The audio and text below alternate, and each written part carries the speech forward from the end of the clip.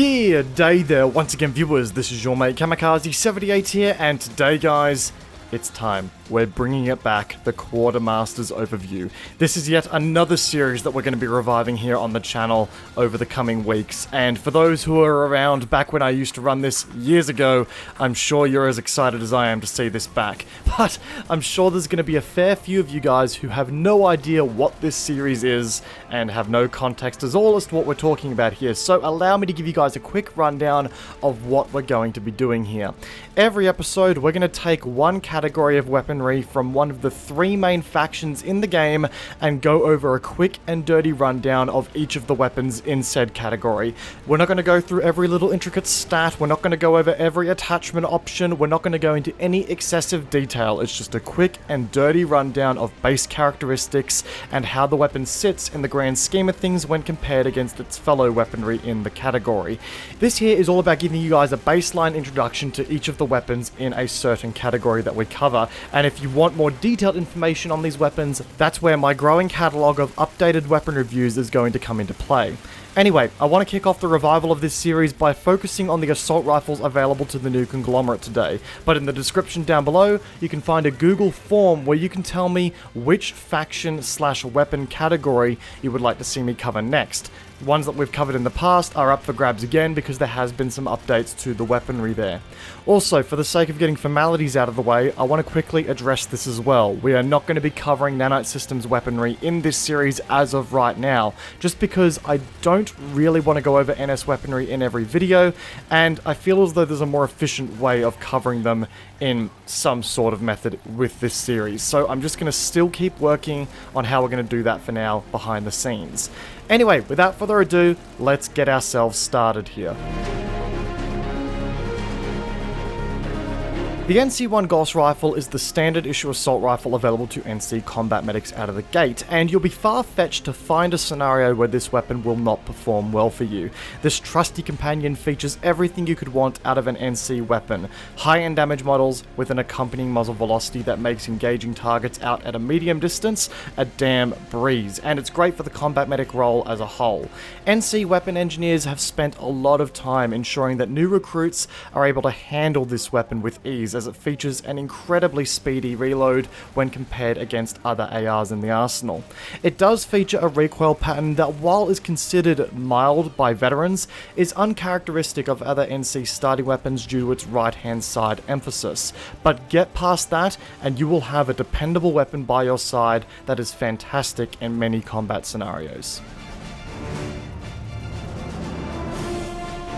The Gore Rifle S takes on an incredible resemblance to its standard issue cousin, often leaving new NC recruits scratching their head as to why they should be taking this instead. The Gore Rifle S makes sacrifices to performance in areas such as rate of fire, reload speed, and recoil intensity in favour of being able to take a wider suite of attachment options, giving the user some additional flexibility. Notable additions to the attachment arsenal include a new compensator barrel attachment and the ability to augment it with new ammo types, but the underbarrel launcher and shotgun attachments are the main reason players will take this over the standard issue option. The main question you have to answer here when you're choosing this weapon is, do the quality of the attachments make up for the small shortcomings with the weapon performance by comparison to the standard Gore Rifle? Okay, so you like the Gore Rifle's damage, but you wish it had just a little more oomph. Allow me to introduce you to the Reaper DMR. This is the first of three 200 damage model ARs available to the new Conglomerate, and, well, that should say it all. This weapon hits like an absolute truck. It sacrifices magazine capacity for the raw size of the rounds it fires. It's also the fastest firing weapon that dishes out this degree of damage in the NC's arsenal, giving it the ability to quite easily flex into CQC firefights if your aim is true. However, be prepared to deal with a serious vertical kick that will demand you burst the weapon at medium ranges. It is a vertical kick only, but it is severe, so get ready for that. Once you tame it, you will have a weapon that is really hard to beat in many distances. Okay, so Theoretically, say you want a 200 damage model weapon that doesn't try to dislocate your shoulder as you fire it. Well, meet the NC9 a-tross, the love child of the Gore Rifle and the Reaper DMR. The weapon sports an identical damage model to the Reaper DMR, but also features a more standard issue 30 round magazine, a slowed rate of fire, and a calmer recoil kick. Translation? This is a weapon that sacrifices the raw damage output that comes from the rate of fire of the Reaper DMR for ease of use, and there's no doubt that it does this very well. It's a weapon capable of long-range automatic fire, all the while keeping your bullets on target. As we said before, this is the middle ground between the Reaper DMR and the Gore Rifle, so for those who are looking for that between point of the two weapons, this is it. Say you're feeling just mighty un-NC on a particular day, or you're a recent defector from the tyranny of the Terran Republic and want something that feels just a little bit closer to home. The Carnage AR or the GR22 are your best bets. Both weapons take on weaker damage models with the intent of bumping up the rate of fire to 11 when you look at them from the context of the NC, and are the only assault rifles in the arsenal that feature faster than average aiming down sights movement speeds. The difference? The Carnage sports a slightly slower rate of fire with an accompanying round that carries more damage over range with a slightly less aggressive recoil per shot, giving it a little bit more flexibility for medium range firefights while still keeping some CQC prowess. The GR22 on the other hand doubles down on its rate of fire and sacrifices potency at range while sporting a more aggressive kick per shot, making this the most aggressive AR for CQC firefighting in the NC arsenal. The attachment options reflect these roles on both the weapons as well, with the Carnage having the option to mount a compensator for decreased muzzle climb, and the GR22 having an option to mount an advanced laser sight, which actually gives it the best effective hipfire accuracy in the class.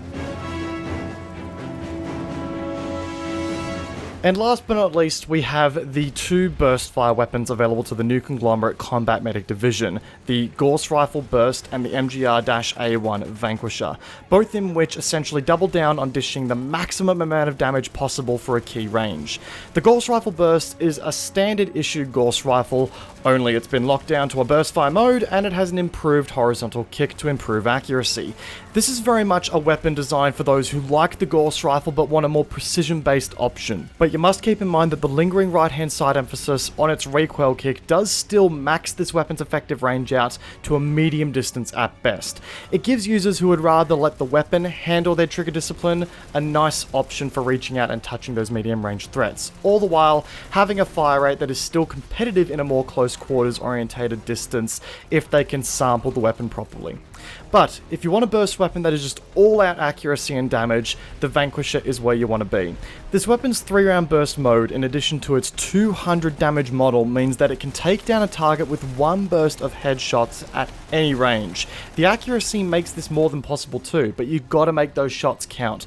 The weapon features the slowest fire rate of any gun in the class, so you need to ensure that what you do shoot, you hit.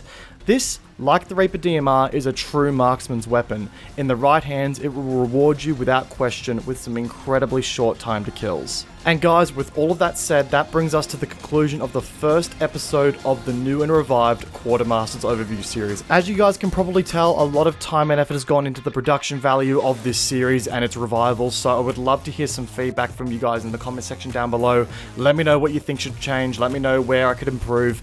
But if you enjoyed the video, a backhand of the like button would be great. Let me know you're enjoying the series return. And if you're new to the channel and you enjoyed this, be sure to subscribe to keep up to date with all content that we're going to release in the future. If you guys are long-standing supporters of the channel, consider using that join button as well to support the channel further and help me make this content a bit more regular. Would really appreciate it, guys. Once again, hope you guys enjoyed today's video. Peace out, and I will see you guys all in the next one. Take care, guys. Have a good one.